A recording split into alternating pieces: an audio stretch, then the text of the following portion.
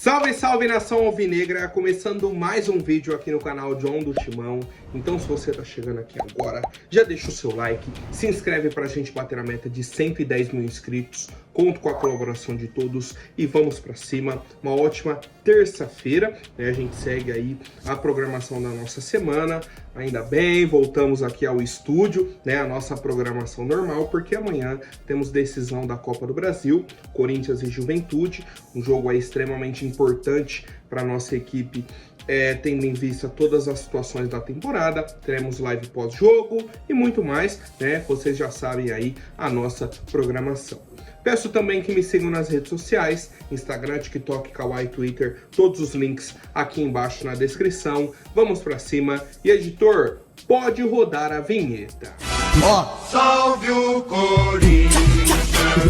Bom, família, já quero apresentar para vocês a Mais Ágil, parceira aqui do canal John do Timão. Para você que quer fazer a antecipação do seu FGTS, aproveitem, tá? A Mais Ágil é a solução aí rápida e simples. Você entra em contato pelo link que está aqui na descrição, né? Já joga direto no WhatsApp deles. Ou tem o telefone aqui no banner, tranquilo também. Você manda mensagem, fala, ó, vim pelo canal John do Timão, certo? E o pessoal da Mais Ágil pediu para avisar que quem fizer a antecipação do FGTS com eles, vai concorrer a uma camisa oficial do Corinthians, né? Eles vão fazer um sorteio aí de uma camisa do Coringão, tá? E aí o pessoal que fizer a antecipação do FGTS com eles já vai estar concorrendo, tá? Então tem um saldo do FGTS lá, antecipa e já concorre a essa premiação. Certo, família? Vamos pra cima e vai Corinthians! A nossa equipe segue os treinamentos, né? Ontem fizemos aí mais um trabalho, hoje temos o último treino antes do jogo contra o Juventude, tá? E uma das grandes dúvidas é a questão do Héctor Hernández, atacante espanhol.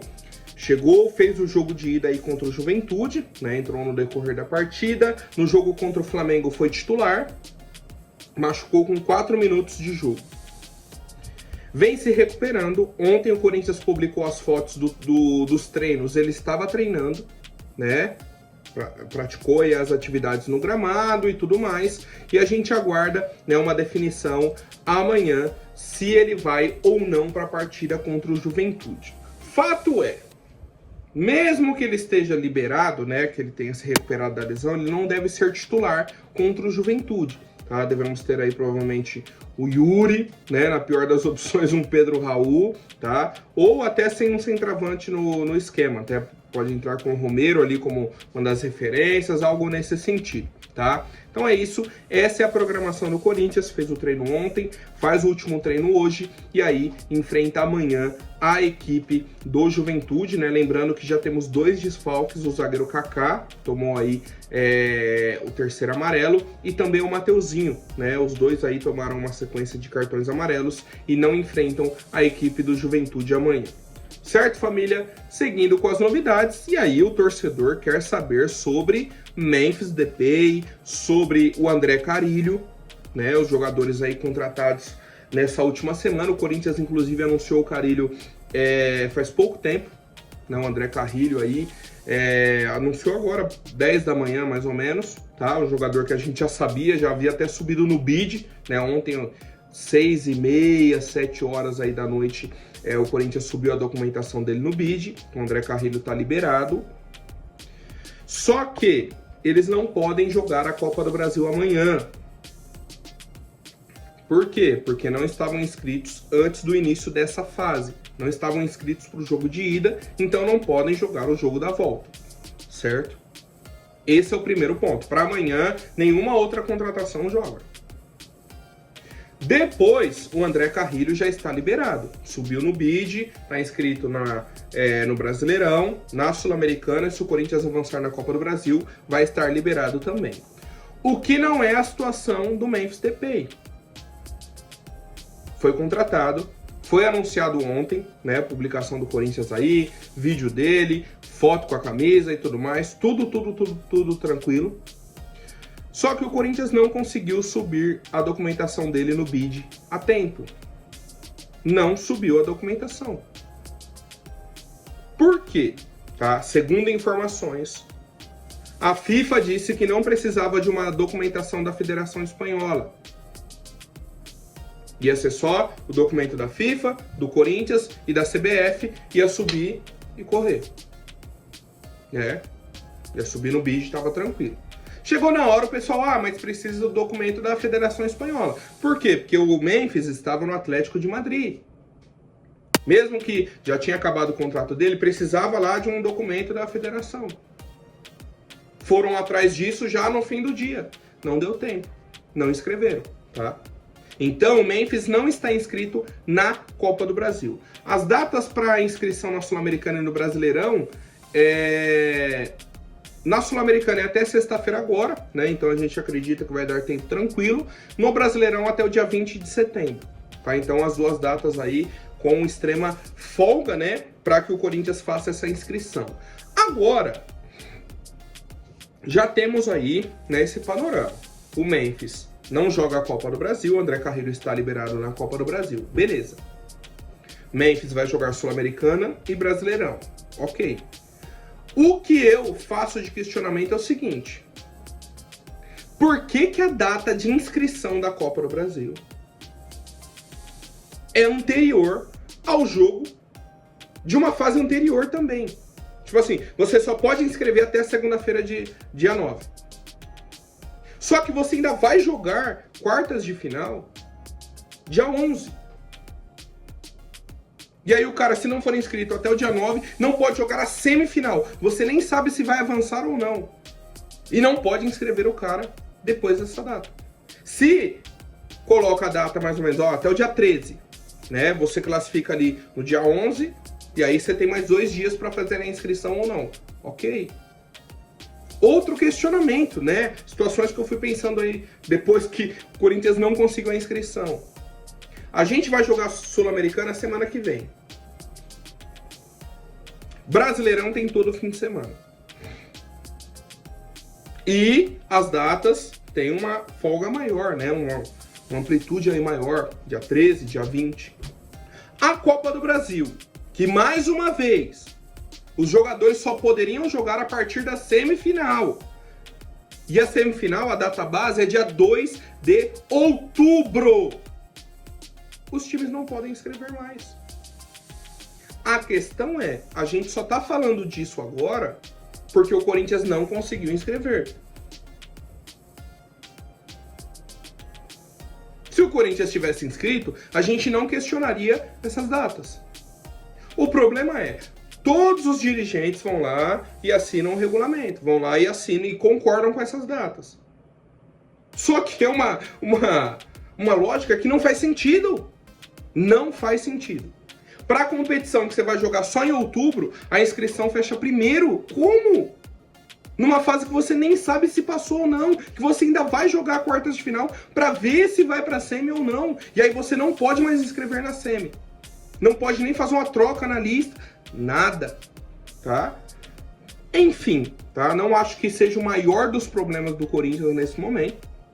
Memphis vai ser inscrito na Sul-Americana, vai ser inscrito no Campeonato Brasileiro, né, que é a nossa maior prioridade. Saímos do rebaixamento aí no Campeonato Brasileiro, mas a Copa do Brasil seria uma situação importante também, tá? Tem aquilo também, a gente tem que classificar primeiro para depois fazer uma projeção, né? Mas não podia deixar passar essa questão aí das datas da CBF. Cara, que bagunça. Que bagunça, não faz sentido algum. Para a Sul-Americana, que a gente joga semana que vem, você pode inscrever até sexta-feira dessa semana. Para a Copa do Brasil, que só joga em outubro, tem 3 semanas até lá, você não pode mais inscrever. Enfim, novidades sobre o mercado financeiro, tá? A Justiça do Trabalho do Brasil encerrou uma ação que o Vitor Pereira cobrava mais de 7 milhões de reais do Corinthians, tá? Ele obteve a vitória na FIFA, mas o Corinthians recorreu aí à Corte Arbitral do Esporte e conseguiu, né, com que a ação fosse encerrada, tá? Então o Corinthians não vai dever, né, esse valor aí de 7 milhões para o Vitor Pereira, e muito pelo contrário. Agora o Vitor Pereira vai ter que pagar os honorários dos advogados do Corinthians, tá? Tá perto ali de 400 mil reais. Essa dívida vai para o Vitor Pereira e ele vai ter que fazer o pagamento, tá? Então ele entrou aí na justiça contra o Corinthians, não ganhou a causa, né? E aí agora tem que pagar os advogados. Novidade importante e boa, né? Boa. Seria uma dívida a mais aí para nossa equipe. E falando sobre dívida, né? Falando sobre a questão financeira, é sempre a mesma história, sempre o mesmo roteiro. Corinthians contrata o Pedro Raul, ninguém fala nada. Corinthians contrata jogador ruim, tá tranquilo. Corinthians contrata um jogador mais ou menos. Ah, mas como que contrata se tem dívida? Aparece um monte de especialista sobre a questão financeira, né? A pessoa me mandou entrevista da Leila, eu dei uma olhada. Ela fala, tem time que tá atrasando o salário, isso e aquilo e tá contratando. Opa! Então temos 2 pontos. Ou ela não tá falando do Corinthians, porque o Corinthians não tá atrasando o salário, ou ela tá distante da realidade. Ela não sabe o que acontece dentro do Corinthians. São 2 possibilidades, né? Talvez ela esteja achando que ainda tá na época do Duílio. Lembra? Que ela falou, me mostra aí o patrocínio do Corinthians. Se for esse valor, eu aumento aqui o da Crefisa. Né? Quando o Corinthians fechou com a... Foi com a Vaidbet? Eu não lembro agora qual patrocínio que foi que a gente fechou no valor alto. E aí ela bateu o pé. Enfim. E aí aparece setorista do Flamengo também, que virou especialista de mercado financeiro, de dívida. A questão é, quando é o próprio time que contrata, para eles não tem problema. Quando é o Corinthians que contrata, aí eles querem falar de dívida, de fair play financeiro. Vou dar 2 exemplos. 2 exemplos. O Flamengo, quando tirou o Paulo Guerreiro do Corinthians, pagou uma nota no Guerreiro, né? Porque o Corinthians fez uma proposta de renovação num valor alto e ele foi pro Flamengo porque o Flamengo pagou mais ainda. Certo? E na época, ali 2014, né, mais ou menos, o Flamengo tava na reestruturação financeira. Só que aí eles falaram, o Corinthians tá chorando porque a gente conseguiu contratar. Ué, mas vocês estavam na reestruturação. E as dívidas do Flamengo naquela época? O discurso foi, o Corinthians tá chorando porque não conseguiu contratar. Vamos pro Palmeiras. 2015, trouxeram o Dudu.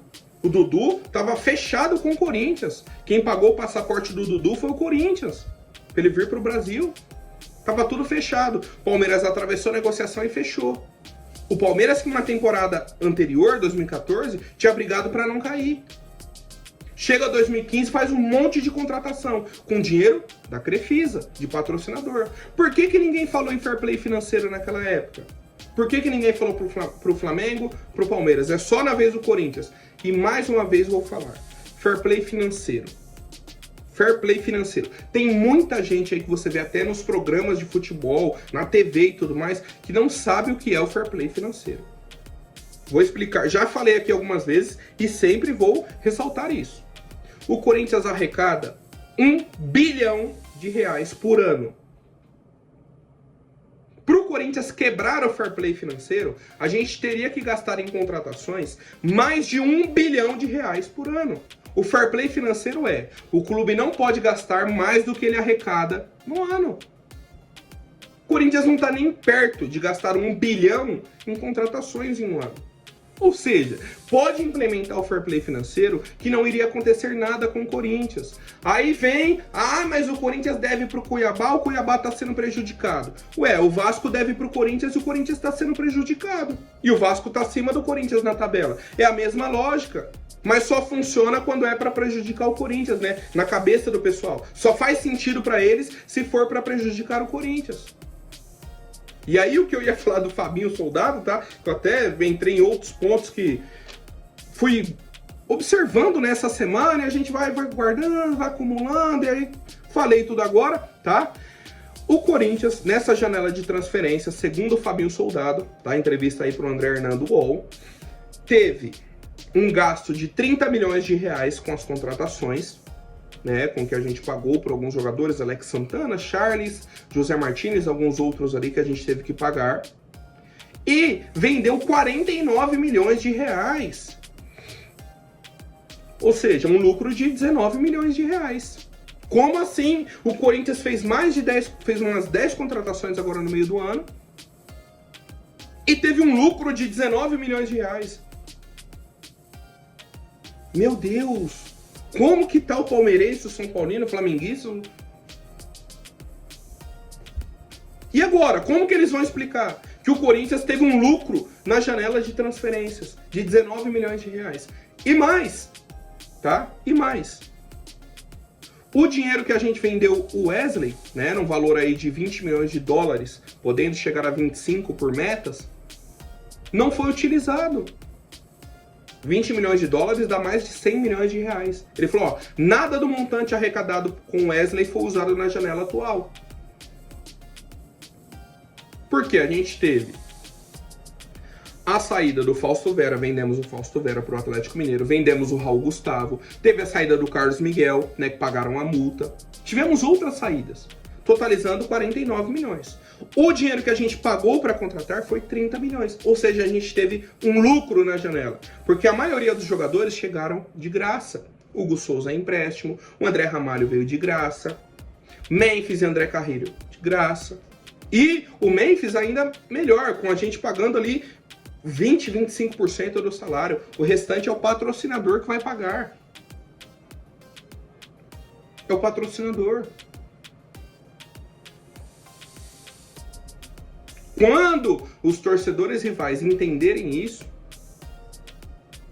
aí tudo vai ficar tranquilo.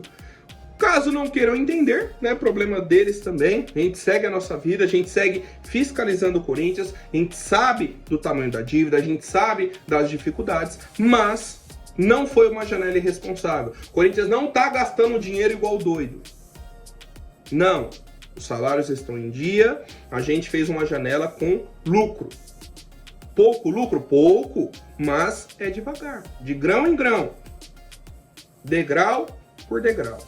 E seguimos com as novidades, tá? Ontem tivemos a oficialização do Sharjah FC, né? A contratação aí do Guilherme Biro, emprestado para a equipe, tá? E o valor de compra fixado na casa de 2,5 milhões de dólares, cerca ali de 13 milhões de reais. O Corinthians ainda vai receber 300 mil dólares, dá 1,5 milhão mais ou menos ali de reais pelo empréstimo, né? E aí, caso eles queiram contratar, vão pagar mais 2,5 milhões de dólares. Empréstimo válido até o dia 30 de junho de 2025, né? A gente deseja aí uma boa sorte para o Guilherme Biro, que tenha sucesso, que possa render um bom valor aí para a equipe do Corinthians. Agora falando sobre o senhor Sérgio Ramos, né? Um atleta aí de 38 anos, está livre no mercado, foi oferecido ao Corinthians, né? Esse é o primeiro ponto. Primeiro ponto, ele foi oferecido ao Corinthians. O Corinthians fez uma proposta. Ó, o que a gente pode pagar hoje para o Sérgio Ramos é o valor X. E o Sérgio Ramos pediu um valor X, Y, Z, A, B, C, D. Ele queria um salário de 4 milhões de reais mais bonificações. E aí que vem o problema. Uma contratação do Sérgio Ramos seria uma loucura nesse valor. Pô, John, mas como que esse valor é uma loucura e 3 milhões para o Memphis não é? Por quê? O Memphis a gente está pagando 20, 25%. O restante é o patrocinador que vai pagar. Do Sérgio Ramos seriam 4 milhões de reais para um jogador na nossa folha. Então, o Corinthians falou, ó, o preço que a gente pode pagar é X, né? Não foi divulgado aí o valor do Corinthians, só foi divulgado o que o Sérgio Ramos está querendo. E aí, a situação é essa. Se o Sérgio Ramos decidir diminuir o valor, tem possibilidade. Caso contrário, vai seguir a vida dele e a gente segue a nossa. O Kurzawa, né, o lateral francês, uma situação assim bem parecida, né? O Corinthians fez uma proposta, contrato de 1 ano, contrato de produtividade. Se jogar, recebe. Se não jogar, não recebe, né? Vai receber ali o valor mínimo, uma taxa mínima, porque ele vem de problemas físicos e tudo mais. O Kurzawa quer contrato normal e um contrato de 2 anos. Por isso, não tem condições. Você hoje é uma incógnita. Nos últimos 3 anos jogou 8 vezes. Não dá pra gente fazer um contrato longo com você, um salário lá em cima, sem nenhuma garantia. E, mas aí fica difícil. Não, amigão, fica difícil pra gente. E aí a negociação tá nessa situação, tá? Tanto do Sérgio Ramos quanto do Kurzawa, as chances, né, deles virem aí pro Corinthians são baixíssimas, para não falar zero nesse momento, tá? Mas é isso, qualquer novidade o John traz para vocês, tá? E seguimos acompanhando o nosso Coringão. Até mais, um forte abraço e vai Corinthians!